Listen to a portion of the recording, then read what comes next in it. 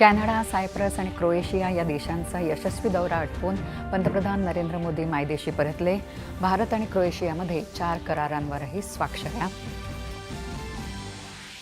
शांततेचे उपाय युद्धभूमीवर शोधता येत नाहीत, त्यासाठी संवाद आणि मुत्सद्देगिरी हाच एकमेव व्यवहार्य मार्ग. पंतप्रधानांचं क्रोएशिया दौऱ्यात प्रतिपादन.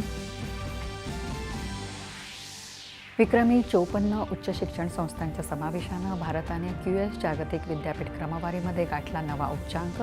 IIT दिल्ली ठरली भारतातील सर्वोत्कृष्ट शिक्षण संस्था.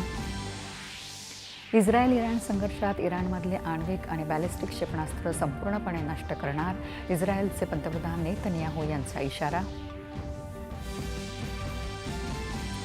प्रवाशांची सुरक्षितता आणि सुविधांमध्ये कुठलीही त्रुटी न ठेवण्याच्या नागरी विमान वाहतूक मंत्रालयाच्या विमान कंपन्या आणि विमानतळांना सूचना. राज्यातल्या प्रकल्पांचं भूसंपादन नियोजित वेळेत पूर्ण करत प्रकल्पांना गती देण्याचे आढावा बैठकीत मुख्यमंत्र्यांचे निर्देश.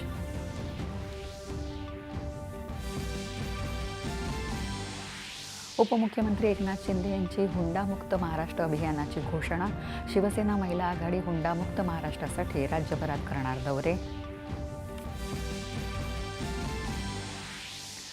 मुंबई मराठी माणसाच्या हातून जाऊ देणार नाही. महापालिका निवडणुकीच्या काळात मराठी आणि हिंदूंनी सावध राहत एकोपा ठेवण्याचं उद्धव ठाकरे यांचं आवाहन. केवळ निवडणुकीच्या तोंडावर मराठी आणि हिंदू माणसांची आठवण करणाऱ्यांना जनता विधानसभेप्रमाणेच धडा शिकवेल. शिवसेना वर्धापन मेळाव्यात एकनाथ शिंदे यांची उद्धव ठाकरे यांच्यावर टीका.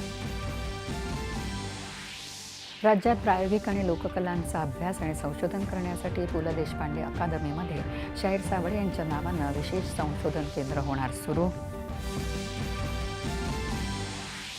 खडकवासला आणि नाशिक जिल्ह्यातल्या धरणातून पाण्याचे विसर्ग सुरू.